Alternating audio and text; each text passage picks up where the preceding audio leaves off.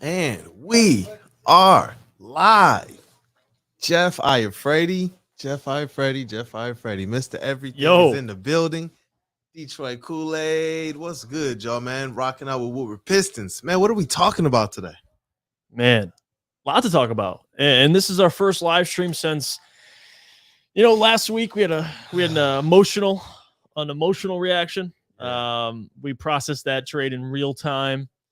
It was a raw reaction, that was tough, man. and now we've had some time to kind of sit on it and think about it. So It was so tough. we were able to collect our thoughts and process it. I think Wiseman makes his debut when tomorrow. D-Mac,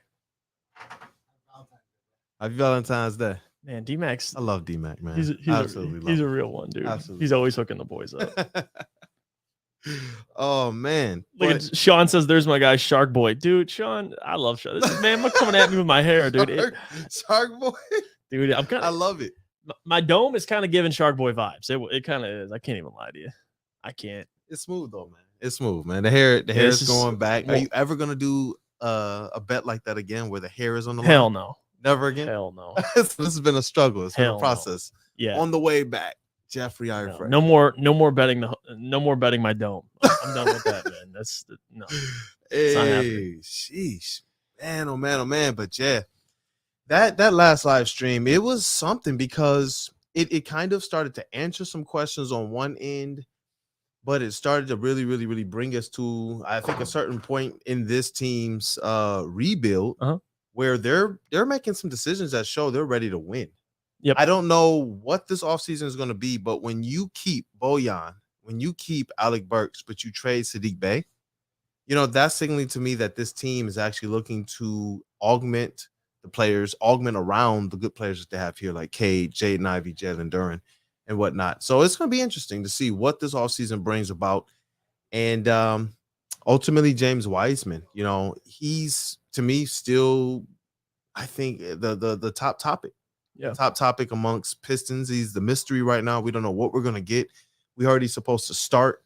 How are you feeling today about, as Draymond Green calls him, Jimmy Wise? I'm not as critical as I was last week. I think the idea, I've been able to digest it better than the raw reaction last week. I think looking at it from Troy's point of view has helped a lot, trying to see it not just, because from a fan perspective, you're looking at the value, and me, Sean, and Troy talked about this on From Half Court, the value of and shout out to the channel as well. Yep, Sean and Troy. We talked about the face value of each player. And I think that was the biggest thing for me, is I see Sadiq Bey and what he is right now. Will he get tremendously better in the, for the future of his career? I don't know. He could stay the same. He could be a similar player. He might have already capped out. James Wiseman, we don't know his ceiling. We know Troy loves him. We know Troy had him at the top of his board. We know he has all the raw talent, and he fits a need. You do need a backup center. I mean, defensively, especially on the interior, they needed some depth behind Duren. Nerlens Noel is probably not going to play at all the rest of the year. So now you get James Wiseman some runway. And like Steve said, it's hard to give Steve Kerr, coach of the Warriors, it's hard to give him runway in Golden State when they're in win now mode. You're not allowed to go out and make mistakes. I mean, or you're not playing. So for Wiseman, not to build on good habit or bad habits, obviously, but just to have the freedom, to kind of have his situation a little more clearer. I mean, it's hard when you're fighting for minutes, when you're playing for a championship team. Now you're essentially traded to a rebuild. He's going to get runway. He'll have a chance to show his potential. And until I get to see a good sample size of James Wiseman playing significant minutes, you're going to be able to give him 15 to 20 minutes a night. Then I can make, a come to a conclusion rather than just looking at it from face value. Because shout out to Sean, he brought this up on From Half Court. It was a great point. Jalen Duren has already played more career minutes than Wiseman. It's like, and the more you think about that, you understand how much more Wiseman can grow. So whether he'll grow or not, that's up to him. He's in charge of that. He's going to have the opportunity. But at the end of the day, it's hard to criticize a trade at face value. We have to allow it to play out. Yeah. Now, if Wiseman doesn't work out and he's, exactly what he was labeled in Golden State, which is, essentially a bust who is injury prone, then we can have a discussion over what his value was. But until then, I'm going to refrain from, Troy's this, Troy's that, coming at Troy's neck like he's the worst general manager, which is like absurd considering the trades he's been able to make. But yeah, it's wild, you know. And I saw people that were like, "Oh, he's already given up on Sadiq Bey. Does this mean that he's admitting that he hasn't done a good job?" And I'm like, wait. He traded Sadiq Bey for the number 2 overall pick from Sadiq Bey's draft class. right. That's just a wash. At worst, at minimum, it's just a wash. But to be able to go and know, this is Troy Weaver stating, I kind of know what Sadiq Bey is going to be. He might be a player that flourishes with better players around him. Yep. But are you in a position to wait around for that? And if you have the opportunity to go and kick the tires on a player of James Wiseman's skill set, you got to do it. Troy Weaver tried to do this last year with Bol, and the trade got nixed because of the failed physical of Right. Bol. And then they come into this season, and everyone's like, "Oh, we should have got Bol." Right? It looked like Bol was not going to work out before that. No. Even when we got the trade, everyone was like, "He trash. He's just another foul." Because you traded him Rowdy Magruder for Bol. Yeah. That was the initial trade. And that's what I'm saying. If Troy Weaver, he says we're looking for a type. He talked about the trade. We're looking for a type of player. He fits that mold. Right. First, high integrity, and then he goes into some other aspects of what he can do. It fits the same mold of Bol. I feel like he's looking for that guy. And so if he can have the same type of resurgence that Bol did when Bol got, opportunity, then I can understand it. But like you said, we have to kind of wait until we see this thing play itself out. And this is a season, it's an appetizer. Enjoy yourself. Enjoy yourself. It's like Olive Garden, man. This is where you can absolutely eat all the breadsticks and all the salad that you want. And it's okay. Your meal is still coming out. The meal's next year. The meal is Cade Cunningham healthy. Right. Like the meal is Jaden Ivey and Jalen Duren in year 2 after they're already starting to show flashes of star potential right now. Mhm. Like next year's the meal. This is the time where you just sit back, assess. Like seriously assess. Try to realize, get into the mind of Troy Weaver a little bit more and see it from where his eyes are seeing things as it relates to this rebuild. Because it's not just a vacuum. I see people saying things like, "This roster sucks. This team sucks.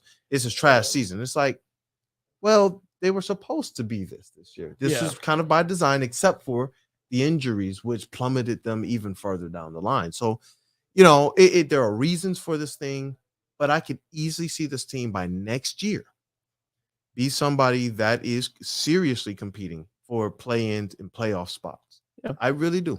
Yeah, and I think the part of it with Bol is you think about the Magic, Wendell Carter, and they added Bol, but they had Mo Bamba.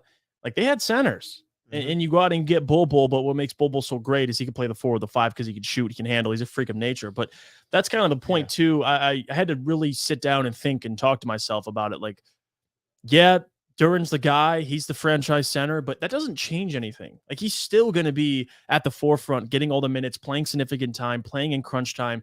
But what does it hurt to have Wiseman to back him up and to play a handful of minutes a night and to make an impact like that? And even the possibility of them playing together. Mm-hmm. Like there's, so when you look at the Magic and they had centers, they still got Bol, and he carved himself out a pretty good role over there, and he'll probably be a part, most likely, of their future. So again, when you're talking about a team that stinks like the Pistons with their record currently, the last thing you should be talking about this season, keyword this season, is fit. Fit right now is the last thing on my mind. I need to know. I need to know who's good. Exactly. Like that's all that matters. That you found that out. You weren't going to pay Sadiq Bey. You made a decision on his future. You still have a couple guys. We'll see with Isaiah Stewart's a part of the future, but Killian Hayes more specifically, which we'll talk about in a little bit. But you're just trying to find talent. I mean, that's essentially what this is. And again, James Wiseman, he has no leverage for a contract for what he's shown. Sadiq had some leverage. I mean, he wants the money he wants, and that's fine, but you weren't going to pay him that. So with Wiseman, it's a project. It could work out. It could benefit the Pistons greatly. You could be a part of your future, or you flip them. You still get assets from, who knows? But I think at just face value, I was a little put off by the trade, but the more I thought about it, it makes more sense than I originally thought it did when it was first announced. Yeah, and people have to understand, this trade was about the decision to pay Sadiq Bey or not. This trade wasn't about necessarily, you want James Wiseman to give you something, and you probably make that trade because you believe he will, and you believe that there's some untapped potential that can be had with the opportunity. But if you're not going to pay Sadiq Bey, that means you got to kind of move him off your books, and you got to go with your next best option. Right. Sometimes that next best option isn't somebody that you think is a lateral player, because what if they come with a saddled contract? What if they come with something that's less controllable? What if they're coming with something that's like, okay, they're decent, but they're going to command salary too? What if they just wanted a restricted free agent that they knew we can kind of control and we can work with him? We believe he can go from here to here. Right. And so, yeah, from those standpoints, I can understand why Troy made this deal. When I see the highlights, and I understand that the highlights only probably 5% of the story here with James Wiseman, you see the potential. You see exactly what he can do as it relates to kind of handling the ball, some of the things you talked about with Bol. And it's like, I want to see if he can do that. Is he somebody that they see more as a versatile 5? Right. Or somebody that they see as a versatile 4-5 who can kind of play across that front court? So it'd be interesting to see how they use him. It'd be interesting to see if they see him as a bench player or as a starter, limited minutes or not. I'm eager. And that's where I'm at right now. And I saw this on the morning show, the chat too. Someone said in the chat, the next Greg Monroe and Andre Drummond. This ain't. Trust me. If you look at way more skilled, yes, you guys are way more skilled at an earlier age. Yes, man. Are you kidding? Absolutely, and that's what we talked about also last night. Me, Sean, and Troy, is like how different the two players are in comparison. With James Wiseman and Duren to Greg Monroe and Drummond. Like these two with Duren and Wiseman, we at least know Wiseman has potential to be, handle more of the ball and not be, two guys that just sit in the paint. I think Wiseman has a little more perimeter upside to him, and Duren we've seen expand his game. So I would disagree with that take. I mean, you see the Cavaliers and what they've been able to do with Mobley and Jared Allen. So I wouldn't completely just sit there and write it off and say Monroe and Drummond. It's very different. It could be different, but we have to see Wiseman. Yep. I like hey, shout out to Legend in the comments. Definitely a supporter. He said they see Wiseman like Chris Bosh. What do you think about that comparison? He said that Casey said it years ago. I'm gonna look up that quote. Potentially write an article on that. Yeah, I don't hate it. I don't hate that. Both guys. I mean, James Wiseman a little bigger, 7'1", but still Bosh 6'11", perimeter skills. He could play 4 or 5, especially in today's game. Chris Bosh, dude. Oh my gosh, with what he could do. We'll see. And that's the thing with Wiseman is, you're in Golden State, you play your role. Your role is to sit in the dunker spot, set, pick and rolls. Like you have a role with the Pistons. We'll be able to see a little more of that expanded game. He's not taking threes in Golden State. Like at risk for what? If you miss, you miss a shot, you may not see the rest of the game. So he's a lob threat. He was on a tight leash. Too. Yes, he was on a tight leash in Golden State, and we heard Dwayne come out earlier this year and talk about Killian Hayes. Yep. Like this leash ain't as tight as you think it is. Like you have some leeway here. Not saying Dwayne's allowing them to build bad habits, but you have a little more freedom to experiment, to try things as long as you're improving and getting better as a player and as a teammate. And Wiseman's going to get that opportunity. I mean, whether he capitalizes on it or not, it's essentially put up or shut up. He has the opportunity. So I think the big thing for me with Wiseman, my biggest concern is staying healthy. I think that's number one. He suffered a handful of injuries throughout the years. And as long as he's healthy, I think you'll start to see things you like about Wiseman. I do. Yeah, hey, shout out PD Matt. He's still ecstatic. I don't know if he just woke up today to the news of the trade, but he said, "Yo, we PD got Mac. Wiseman." I like that, man. Shout out PD Mac, man. He's one of the faithfuls. And Legend too, man. Legend making the Wiseman, Chris Bosh. He said that Dwayne Casey, and he just said to Legend said, "Shout out, bro." I believe Casey said that when he was asked when Wiseman was coming out of the draft, maybe around 2021. I mean, I believe it. I mean, I can see it. I see where the thought process was. Maybe not, in the league so far, but hey, they haven't tried to young play player him like that. No. The idea, the Warriors didn't try to play him like that. If that's the idea, maybe they're like, you know what? If we can unlock Chris Bosh, if no one's really played him to that strength, right? They've played him as a perimeter big who can handle, or a really big, tall big who can hook shot over people in the paint. But I haven't seen him use this guy like a Chris Bosh, which would honestly, Miami Chris Bosh had a lot less stress on his body by that time. When he was with Toronto, he was doing a lot more one-on-one stuff that I think they thought they were going to get out of Wiseman. But Miami Bosh, who was playing off of guys like LeBron James, D Wade, right? Who I'm going to continue to say, I don't care what y'all think. I don't care. Kay Cunningham, Jaden Ivey, they possess similar skill sets. The way that they process and play the game, Cade and LeBron is very, very similar. When you have those types of dynamic guards, those types of dynamic ball handlers and playmakers in Ivy and in Cade, all you need is a boss type of player who can be there to receive mid-range jump shot attempts, pick and rolls, like the big man triage, like we stated. Who is this person going to be as it relates to the pick and roll? That's all you need. So for James Wiseman, he's not going to be asked to be this high usage player. No. Like Jared Allen, when he went to Cleveland, when he first went there, they relied on him a lot. And he did some things, but everyone was like, eh. When they added more pieces to that roster and they reduced his usage and they added Evan Mobley, now all of a sudden Jared Allen is like a specialist and he's just able to go out there and do what he does best. And there's a lot less stress put on these bigs to just be the only big. Like Andre Drummond, he played here a lot of years as realistically the only real big. Mm-hmm. You know, and that puts a lot of stress on a player. There were times where even though his defense could have been better, there were times of like he was defending everybody. You know, our guards, and we see it now, our guards were not really defending the perimeter well. Guards getting into the paint, and all of a sudden he's having to leave his guy to go here and lob going over his head, you know. So I don't know, man. But that's what we talked about too on the show, and I brought it up with Ivy is what did they ask to do? Yeah. Like what is Wiseman being asked to do? I think his role in Golden State obviously will not be the same role here with the Pistons. So, you know, it's hard to come to a conclusion with a player that you've only seen 60 games as he hasn't even played a full season technically, which is you can look at it how you want, whether it's a bad thing or it's a good thing. You could look at it in positive light and say, well, we haven't seen enough to say we know what he is.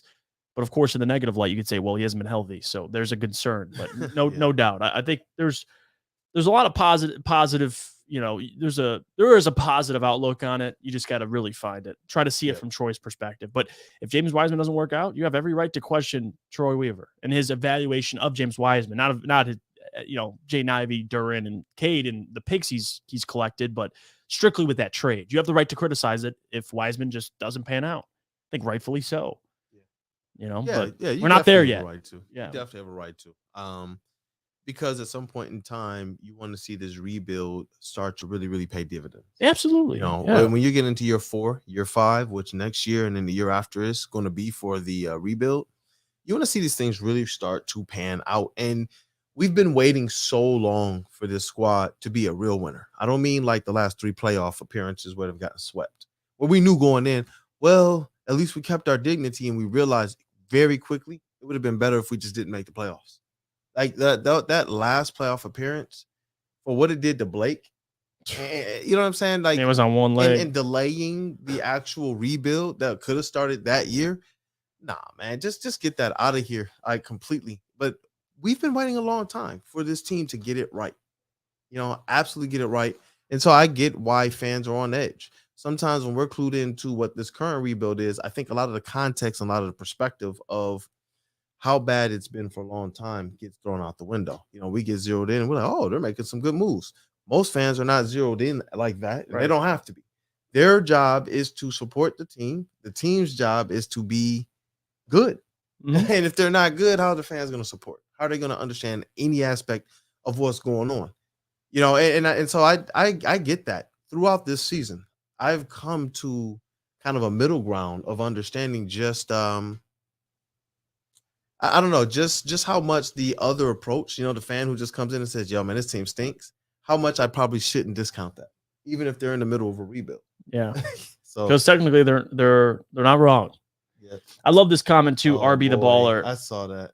Time for Hayes to go. And we're going to talk about Hayes too, because over the last 10 games, struggling would be an understatement, I think. 28% from the field, 20% from 3, almost 4 fouls a game. The last 2 games have been abysmal for Hayes. And, you know, we talked a lot about Hayes at the beginning of the season when he was struggling, and I stayed pretty consistent with how I feel. I never questioned his ability, more so his mentality. Yeah. And you're seeing that now. It seems like when he struggles, he really struggles.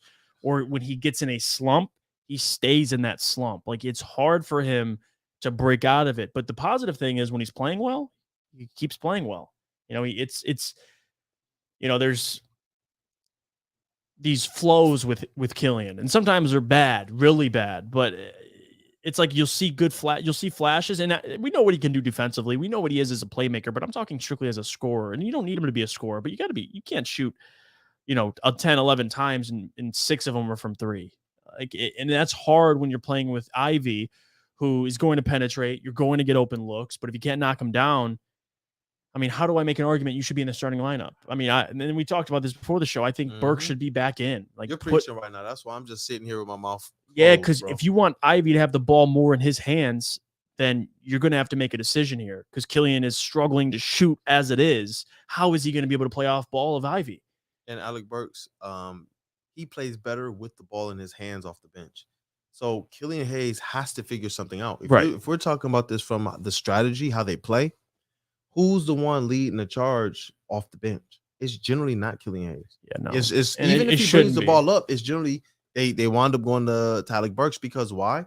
That directness of offense. The same thing that we talk about with Jaden Ivey, only he has the athleticism and the speed to be able to make it really, really look good. But with Killian Hayes, it's disappointing because we know it's not the skill. Right. And this is where it gets a little bit alarming, is when the coach, for like the 3rd time this season, has to state, yeah, we got to figure out how to effectively unlock his mind. We got to figure out where his mind's at. He's thinking too much. He's thinking about his defense too much. I saw Casey's quote about that. And it's like, bro, get out of your head. You're 6'5". It's not like he's a pole cat, like he's skinny. He's 6'5". He's stocky. He has some athleticism. You have skill set. He's out there saucing people easily. Where the frick is the confidence, bro? I could airball a shot off of one good crossover, and I'm still feeling good about myself. I'm still going out of the court like, bro, next time I got you. Killian Hayes don't even got that in him. And that's just like, what is going on? Dude, that's the problem, though. It's like, at some point, you only can say, well, you got to get out of your own head. You only can say it so many times. Like, eventually, like the NBA, the NFL, the NHL, the MLB, any professional sports league, there is no, we don't feel bad for you. Like, that's how this league works. If you can't play, you can't play. So as much as I do want to say Killian Hayes, yes, I have faith in him and his skill set. The reality is, if you can't put it together, you're gonna have to find a way to put it together somewhere else. Like that's how this league works, man. And as much as you want to cater players because you know the potential, I get that 100%.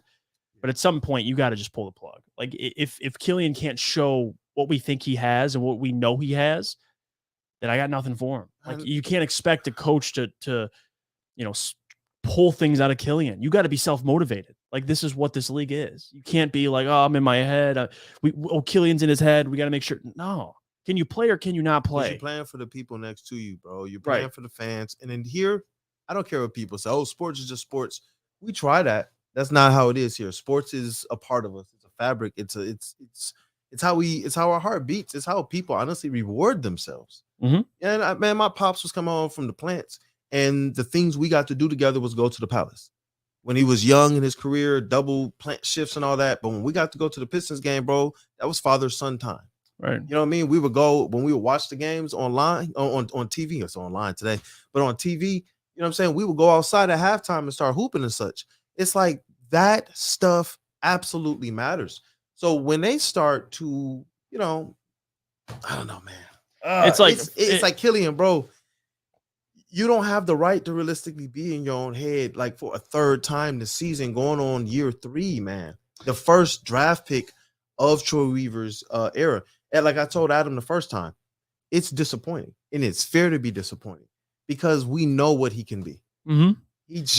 Honestly, and I'll bring up 2 examples. Two players that came out and had tremendous skill sets, were drafted high, and now are on their couch. 2 names: Michael Carter Williams. Remember him? Yep. He showed some flashes, didn't he? Now he's on his couch. You're right. Because the league moves fast. You're right. Alfred Payton. Remember Alfred Payton? You're right. Showed flashes, man. Can't shoot. He's out of the league. Like, it's how this works. Like, as much as we can talk about, I liked Alfred Payton's defense, his playmaking. Sound familiar? Can't shoot the ball. I wanted the Pistons to take a flyer on him. League moves fast. Where's Patrick Beverly right now, bro? He's a free agent, and he'll probably sign somewhere, but things move fast. I mean, so this league is unapologetically, it's how it operates. It's unapologetic. So for Killian Hayes, wish him all the best. We love him as a human being, I think, he's the first pick for Troy Weaver. Obviously, there's a little bit of emotional connection there. But at the end of the day, if you can't play, you can't play. Like, you know what I mean? There's not really much to say other than that. So Killian Hayes. Skill set, be darned. You know what I mean? Yep. It's if you can't get out of your own head, I don't care what skill set you have, you just can't play. Bingo. That's just what nobody. it is. If you can't help yourself, how do you expect me to help you, bro? Look, I'll be for real with y'all, man. Shout out to my high school coach from Summit Academy, Leon Moorhead. I remember the day he did this, man. When I first went to public school ball, I was a little shell shocked. It was a different culture for me. And we were on the big stage, man. In Summer League, we playing Renaissance and King and Cass and all of these, bigger schools. And I'm like, sheesh, this is different than I think somebody said at the Charity Church League. That's all I knew up until then. Right. But I don't know, dog. It's something different. So it's like I get your little shell shock, but my coach went out there and he preempted me. He went to the media. Like we started getting a little bit of popularity, but in the big games, all of a sudden I was shy away. He was like, Brandon, I know y'all here to scout him and y'all looking for me to say some good things. He ain't got no killer instinct. I read that in the pad like the freak. And I mean, for real, like he tell you, bro, does your heart pump blood or milk? And it's just like, man, bro, you're really getting under my skin. That's a bar. But what are you gonna do? What are you gonna do? Because that's in print forever. I had to make sure that everything else that came out in print, every stat, every quote, every person I played, every quote after that was different because you care and hear, man. It hit here. Like my grandma collects those things, bro. She got these, she passed away, or rest in Jesus, but she would collect those things. She saw it, and then it was just like, man, and you gotta up here do something different because he got the skill. That's what's so disappointing about this, bro. I don't know what else to say about him. What are we gonna do? Analytically break Killian Hayes down? He knows the game. Yeah. His defense, he plays good defense. Plays good defense. He can pass the ball. Like there's not much there really to say. Shout out to Summit Dragons, definitely. I see Black Outfits TV. Yep. Oh boy. Like, what do you do? So what do you do with Killian? Is it time to make the decision, or do you take if he shows another stretch, a good stretch, do we take that? Because you can no longer go based on summer workouts with Killian Hayes. No, because he looks like James Harden. That's the problem. And again, I know that was probably not a good shot to take, but it's true. Like I need to see in a game during the regular season in crunch time, and he's over the last stretch of games, man. He's really struggling. Bro, you got me with that one. It looks like James Harden in the workouts, man. And RB the Baller says Isaiah Thomas said it best: "Stay ready or stay paranoid." Excuse me. Someone is always coming to take your spot. It's true. It's the league, man. Like, listen, and that's why I said we can criticize Troy for the individual moves, but Troy criticized Troy for the individual moves, and that's why we have Jaden Ivey right now. What if they say, well, no, we need to go with a wing? We needed the guard right now because everybody can say, well, we already got guards. That's not how this goes. You got to know if these guys will pan out. And so I'm glad that as a GM, he takes that approach. I'm going to go, and I'm supposed to have one pick. I'm going to get 3 picks. I'm supposed to have 1 pick. I'm going to get a couple picks right now. I'm glad that he takes that approach because if you're going to be off on anything, you want to make sure that you have something to not just cover it up, but make up for the difference. If Killian Hayes is not going to be at least your backup point guard, then Jaden Ivey had to be able to show the star potential he's showing now. Right. You couldn't have another guy come in who is just an average starter. Now what are you doing? Stacking a bunch of average draft players that you're going to have to pay? Because those guys get paid the $40 and $50 million contracts. We can't afford to pay those guys that. No. That's just, and they're going to go out there and in some RFA deal is going to jack up their contract, and Troy's going to be sitting there like, dang. So realistically, like we said to start this season, man, they're going to have to make some decisions. Like I believe Isaiah Stewart is completely safe. I think he's an integral part of this team. I don't know what another squad would pay him, to potentially try and make Troy Weaver flinch. Because if James Wiseman works out at all, what happens? We still got Marvin freaking Bagley here too. Which, we'll see. We'll see what the future entails there for Bagley. Because that's another one. I mean, that's the point too. Is I don't know. There's a lot of players on this team that you're uncertain about their future, and rightfully so. I don't think anybody should be safe. You probably only count on maybe I wouldn't even say one hand because I don't think there's 5 players that are safe. Maybe 2. 3. I would say Cade, Ivey, and Duren.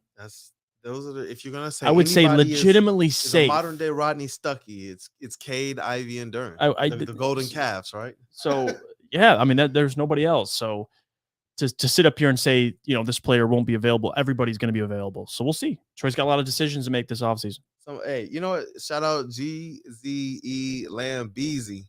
I mean, you're right, but this is the issue. He said a lot of B-ball is action, reaction, move, counter move. Hayes needs to make up his mind. But that's the thing. He can't get out of his own mind. You're right. Everyone is saying it. He got taken for the skill set that he possesses. Right. But the mental, that's not anything that this team can make happen. Yeah, the second guessing. He has to just know he's that deal. And they keep telling him, you're the guy. Can you guys imagine if your job came to you right now, or your significant other, and they were just like, you're the one? How are you going to perform right after that? But for some reason, he is dropping the bag. You're like, yo, you're the guy. Cade went down.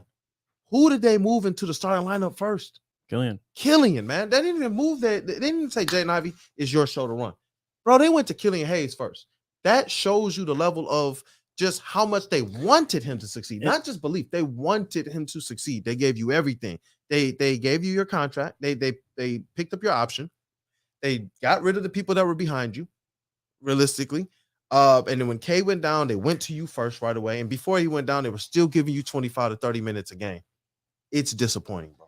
And on top of that, that's just the most kosher word that I can use. And you look at the two situations he's kind of went through. First being Cade being out. You talked about it. He played well. The second one was Sadiq being traded. I don't know if that set off something in his head. He was struggling a little bit before that, but still, you think decisions are being made. Sir. Jeez. And he's playing contract ball right now. Now he ain't playing like it, but mentally you're kind of getting locked into that. It's a lot of pressure, man. I mean, your first 2 seasons wasn't the most healthiest, his first season especially, and he just hasn't really been able to get his feet under him and put consistent good play together. He's done it this season, but now he's kind of back to where he was at the start of the season. It's kind of been a roller coaster. It's like you started low, you went up, and now we're dropping back down a little bit. Sheesh, man. So if Killian Hayes was a stock, you'd probably just sell it. Do you believe that what do you believe compensation, Killian Hayes, if they did something in the offseason? If they were to it would be, I mean, Sadiq Bey, we talked about, I mean, second round pick. I mean, Gary Payton went for 4 or 5 second round picks, dude. What, 5, I believe, if I'm not mistaken. And Gary Payton's not bad. He's a good defender. You could probably argue 3. Yeah, most people. It would be like it would be nothing. Gary Payton above. It would be nothing. Like that's why the point of trading him probably isn't enticing. No one's gonna want Killian Hayes unless you're a rebuilding team. Yeah, hell no. First down the road, you can't do that. Hell no. Unless you just want an asset. Unless you just are like, you know what, we don't want to pay him. He's not worth the money. My theory is that they're trying to find a way for him to be their option off the bench, contract wise and play wise, because he's not going to command a lot of money. No, and that's the most. I think that's the most frustrating. So he's disappointing in his play.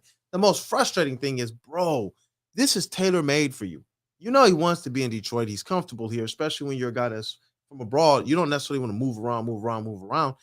You know what I'm saying? It's just like, this is tailor made for you, man. Do what you got to do. I don't get it, brother. Hey, shout out to Eric for donating the $5. He asked a question. He said, if I can't count on you because you're always in your head, then you got to go. Maybe he needs to see a sports psychiatrist. And who knows if he isn't already?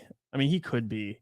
For a player in his position, like labeled a bust and kind of playing the ball he has. I'm sure he's talking to somebody. I feel like teams have that already on deck. They do. Within the organization.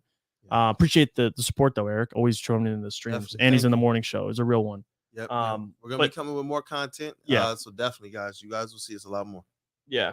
And RB, the baller, says he's not Ben Simmons. At least Killian will shoot. He's not that. Ben Simmons, right. Bro, Ben Simmons the other night came off the bench and put up like 2 shots in like 20 minutes. Like Killian at least will take shots. He's just not making them. They're not falling. So he said he's just been kind of spoiled. And you know what? Rod Beard spoke a little bit to that as well. Talking about the way that the European game is, just the way that they ref the game, the way that they call the game, the way they cater to the guys that can kind of dribble and kind of be all over the court and all that, to the way that they lay out their jerseys as folded, heated towels, your shoes are laid out, your socks. He's spoiled, man. When they talked about learning the American game, I don't think that a lot of people understood it was more than just the on-court game, but also everything else that goes into being a professional NBA basketball player in America. And it's a completely different game. You're not the cream of the crop over here. Right. You got to earn that over here. That's what this is about. It's the best league in the world. And he came over here, and I believe he thought, well, I worked out with Will Bynum in the summer. I could just do my do-si-do. I'm going to be cool. That's not how it goes. No. Guys are out here trying to take your spot every single night. Coming for your neck. And then you got guys coming up on 10-day contracts too. You got it's like you got to do something that proves, that shows you actually want this. We're not even talking about that proves you think you belong. Do you want this? We know that Killian belongs, but does he want to? Yeah, it was kind of like when we had the argument last year when Saban Lee was playing and he was playing his ass off and just had that dog in him. You could tell when you watch a player. Killian, it just hasn't been unlocked yet. We haven't seen that. We've seen him show emotion, but that consistent. We've seen him be persistent and be aggressive. But for whatever reason, man, he's just shot ain't falling in. In the comments, he said, I hate to say it, starting to feel like Killian won't be here next season. I can no longer defend him. And honestly, that's where a lot of people are. And I know the team is going to defend and can continue to take up for him. But if we're going to read between the lines, like we went back and we read between the lines of Casey's comments, and we realized Saddiq Bey didn't work with this offense at all. No matter where they tried to put him. He got squeezed right out. He got squeezed out. Bojan took that spot. Yep. And if we're reading between the lines with Casey's comments as it relates to Hayes, they are just as frustrated as we are. How much longer can they defend him if he can't get out of his own head? Casey is having to come to the podium, bro, and answer questions about Killian's game, not with analytics, not with we can go to the footage, we can go to the film, we can do this, we can do that. We'll get him right. He's having to come to the table and say he's overthinking. You can't even do anything. The coach can't do anything. That ain't on coaching. With your head not right. Yeah. Then this is like, and I'm sure Casey's like, bro, you got all the skills. How is he not? Like, how is he not? Yeah, like, Casey have to be like a Kyle Lowry, like based on where he was drafted, based on his height, based on his weight, based on his skill set. It's just like, man, you fumbling stuff. Man. Yeah, Dwayne Casey can't wine and dine him. I mean, there's nothing he could do on that. That's on Killian to just lock in mentally, man. And we'll see. I mean, he's got the rest of the season to figure it out. We'll find out, and whether Troy makes a decision or not. I think everyone's pretty much came to the same conclusion, which is it's not looking good, but he still can turn it around, and he won't be expensive. So I don't think I'd have a problem either way. I really won't. Yeah, no, I haven't given up on him. I haven't given up on Killian Hayes. I want to see him take command, but it makes it a little difficult to say we can trust this though. We got a little bit over 25 games left, I believe. 24, 25 games. Is that enough sample size for you if Killian Hayes goes out here in 20 of those 25 games and puts up that 12.5 average? Is that enough for you to say, you know what, he's our bench guy? Yeah, because I'm already kind of leaning that way anyway. I would like Killian off the bench. The problem is, can he shoot? And he's shown flashes, but for the most part, the consistency is what I have a problem with. But if he doesn't cost a lot, and let's say you sign him to a short-term, cheap deal, and you bring in another guard, and that guard takes Killian's spot in your rotation, you're still, even if you're not playing Killian, you're not paying him that much. Yeah. So I think it's a win-win no matter what. It's not like Saddiq Bey where you're paying him, you got to play him. Killian, I don't see asking for a lot of money. He can't, and if he wants to, then you can kick rocks. So I could see a spot with Killian as the bench, as your 7th, 8th man. He's not your 6th. No way in hell is your 6th. Maybe even at 7th is too friendly. But coming off your bench, you can see that. Yep. Because he does provide good things you like. It's just from a scoring, you're not in our 6th or 7th. You need guys like Burks that can come off the bench. Wiseman, now that you have him, and we'll see what he can show. But yeah, Killian, it's tough, man. It is. And I saw someone in the comments earlier, I forgot who put it. They stated that they can see in his face that he is afraid of contact or shying away from it. I don't know how much I could see that, but in his face, but in his game, you could definitely see it. Right. I think that is starting to affect him. When you're thinking about, oh crap, I should have went all the way to the rack, or oh dang it, I broke this playoff a little too early. Right. Or, man, I thought I had it this time and they just blocked me. You know, those things matter. Though I don't know what the coaches are seeing in practice, what they're practicing, what they're doing, because they see a different player. And if they're telling Killian Hayes to play a certain style, it could look like that. But from what we know of him, it just looks like a vat of non-confidence with him. No, it's yeah. Just like he's not sure of himself, like not of his skill, but what to do. Right. You know what I mean? It's like he's just thinking too much. He's getting in there. And that's why I have chilled out on even really caring as much about Jaden Ivey's turnovers, because his turnovers are coming from the same place that we talk about. We want to see Killian Hayes, even if you go 1 for 5 from 3-point range. I don't care if he's taking confident threes. Jaden Ivey's playing the guard like he knows he's that deal. And it's like, you know what? You got to get your turnovers under control.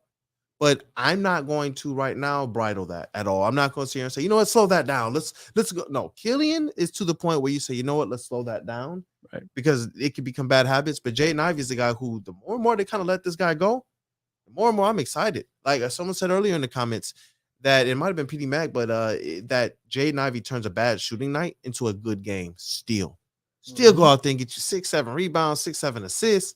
Still go out there and get you a 1 or 2, steals in a passing lane. He's still going out there if a team scores or if a team misses. If the ball's in his hands, he's right back down the court in a blur, bro, in an absolute blur. I love it. I want to see more of that, and it's ironic, that's why we put Jaden Ivey and Killian Hayes up there in the title, because it's kind of a tale of two tapes. Yep. Jaden Ivey, Troy Weaver's last guard pick versus Troy Weaver's first guard pick. And it's we said this. We were like, yo, he went and got Killian and said, yeah, I want to go and get Cade now. And he went and got Jaden Ivey. We're not gonna be surprised if there's another guard that's picked this year. And it tells you what he thinks about Killian. Like, not that it's a bad thing, but hey, I mean, he's not your franchise point guard. We'll just put it that way. So whatever happens to Killian, I think at the end of the day, you trust in Troy to do that evaluation. So whether he's come off your bench or he's on another team, I think at this point it's, whatever happens, happens. So before we close, bro, where should their identity be? Like where should they be heading? How should they be playing? Like what do you want to see? You got to run it through your 2 franchise players on the court, I should say, and that's Ivy and that's Duren. We talked about this. The offense has to be centered around those 2 guys. I think, next year you have Cade back. He'll be implemented, and it'll essentially run through him as well. But for right now, those are your 2 dudes. Yep. Figure it out. Bojan is probably your best player right now, but the offense shouldn't go through Bojan because that's not sustainable. That's not what it's going to be next year. You better start now. If you're going to lose games, at least lose the right way and put the focus in your franchise players. So Jeff knows ball. Hey, we need to get that on the shirt, man. We need to get that on the shirt. Let's do it. I'm cool with it. And you're 100%. You're 100% right. I kind of put this in a little bit of the article that I did last, and I want to go more. I was like, yo, Jalen Duren and Jaden Ivey are the stars, potentially the stars that Cade needs. Right. This league has shown you no longer can just have a first option, a second option, and a third option, or 1 star with a second and a viable third option. You need a legitimate at least 2 stars in this league, let alone maybe 2 or 3 all-stars in this league. Not superstars, but legitimate all-stars. Bojan Bogdanovic, Alec Burks, fine players. I don't see them making all-stars from this point in their career forward. But I do believe that Jaden Ivey and Jalen Duren, based on what they're showing us, have a great opportunity, along with Cade Cunningham, to become all-star level players. I want to see those guys in a season where you want the draft pick anyway. Let's see those guys go out there and continue to build on the budding connection that they have. It'd be different if we didn't see them playing very well together. We see the picks and rolls, and you know what I love? I love every time Jalen Duren finds Jaden Ivey cutting. I see Jaden Ivey cut, and so many guys miss him. For whatever reason, maybe it's the angle, maybe it's the basketball IQ, maybe it's a mix of both. But Jalen Duren, he every now and then drop pass, Jaden Ivey layup or dunk. And it's like, I love the connection that they're getting. I wish Cade could be here, but Cade probably would have slowed a little bit of their development this year. Now they come in next year all like, we're all him. Where they're all coming in next year knowing what they can do. So imagine this. Before it was, can Ivy shoot the 3 when Cade drives the lane? Well, he showed some of that. Yeah. Over the last 10 games, 40% 3. But what if they're double teaming Cade and he has to throw it up to Ivy? You know what that looked like last year? Putridness. This year we have an Ivy. Yep. This year we have an Ivy who's proving, oh, I can actually run the point guard. This year we have an Ivy that's proving I can shoot if you want me off ball, or as point guard, I can pull up in your face. Like Right. these are the things that we're saying, or I can run by you, I can jump over you, I can jump through you. A lot of options. Goodness gracious. I like Ivy, man. And I do. The offense needs to go through those guys. Jalen Duren, I want to see a little bit more of his individual offense, but if he can get 30 points without having to do that right now, I would love to see a little bit more of their two-man game. Catching the lobs, getting used to that, getting comfortable with that, because it's not something that's easy. I saw Killian Hayes and Isaiah Stewart a few times this year, try to connect on pick and rolls, and sometimes it ends in a layup. Sometimes it ends with them not really catching it. Sometimes it ends with them, pulling it down and then dunking it. But the chemistry is just not there. The chemistry that we saw Marvin Bagley and Kay Cunningham hit on right away, I'm seeing that with Jaden Ivey and Jalen Duren. Their basketball IQ is there. You can tell that these guys were in really good college situations. You can tell. And that they're sponges. They want to be great, and that they're listening and learning. Because Jaden Ivey's game has changed since the beginning of the No question. season. It's changed. He's developed. He's adapted. He's shown that his skill set actually can go across the whole backcourt. And next year, I'm hoping as he learns this game a little bit more and the defense a little bit more, because he got to get his defense together. That's probably where I'm most disappointed with Jaden Ivey is his defense. But as he gets that defense together, I think he can play definitely the small ball wing, just like D Wade used to do. So, yeah, I like it. I want to see them run through those guys. Bojan next year is going to be an auxiliary. He's not going to be a guy who's running the offense like Jaden Ivey will. Let's get those guys ready. Let's see what we have. And let's come in next year with these guys more or less confident in their games, not dealing with the same old. Right. And by the way, before we go, shout out to the chat, PD Mac, Mr. Ray, my guys, talking about Brandon Miller. Man, that's my dude. I've been talking about him since December, dude. I'm a big Brandon Miller fan. Caught the first game I tuned into is versus Gonzaga. Saw flashes before that, but I'm with you guys. Adding a guy like Brandon Miller, and there's other guys that are going to be available, but I can't stop watching them. So best team in college football right now, Alabama. Man, he's a perfect fit. Could shoot, versatile, big wing. I can't wait, man. The offseason is going to be special. You guys make sure you tune in. We're going to cover the draft, free agency. Yes. It's going to be a lot of content, a lot of stuff planned with special guests. I can't wait, man. It's one of my favorite times every year. It really is. And it's honestly kind of what has birthed our Pistons content coverage here at Woodward Sports. It was first we were covering the drafts, the lotteries, and really, really engaging and connecting with fans. And we're going to do that again this year. I was really trying to figure out what should we do with the watch party. I think we'll just do it again at the Imagine Theater. Do it again for the draft lottery. We'll have something. People can meet up. It'll be a public event, so can't wait. Yep. But it's a lot of excitement, and I want it to stay that way. As we kind of bring this to a close, I want the Pistons to do the right thing, which is also the exciting thing, and that's play Jaden Ivey. That's play Jalen Duren. Play through those guys. Let those guys take over. And I want to see this team. I want to see Killian Hayes put in his role. So whatever he's supposed to be next year, let's just start getting him ready for that. I don't want to see the experiments anymore personally. And I know I don't matter to the grand scheme of things, but just if we're just sitting here breaking it down from just the basketball X's and O's, let's just see what he is in his position. Yep. And if he can't do that, then you know what you got to do this offseason. So absolutely. I don't know, man. Anything else? No, I'm good. We covered it. Yeah, definitely. Hey, listen, I want you all to let us know your thoughts on Jaden Ivey. What have you thought of his developments? Let us know what you think about Killian Hayes. Do you think he is salvageable? Do you want him as your backup point guard for the future? And definitely tell me what you want this Pistons identity to be on offense and this Pistons identity to be on defense. I think that's a wrap, brother. It's a wrap. That's a wrap. Appreciate y'all. We got Rob Beard up there. We'll do a small drum roll for him because we still haven't taken him him out for legend. his birthday. Hey, yo, shout out to the legend, Detroit News, Rob Beard. And hey, look, for Mr. Everything over here, Jeff Iyer-Frady. My name is Detroit Kool-Aid, Brandon Dent, whatever you want to call me, man. This is Woodward Pistons. Till next time, y'all. Appreciate y'all. Dude.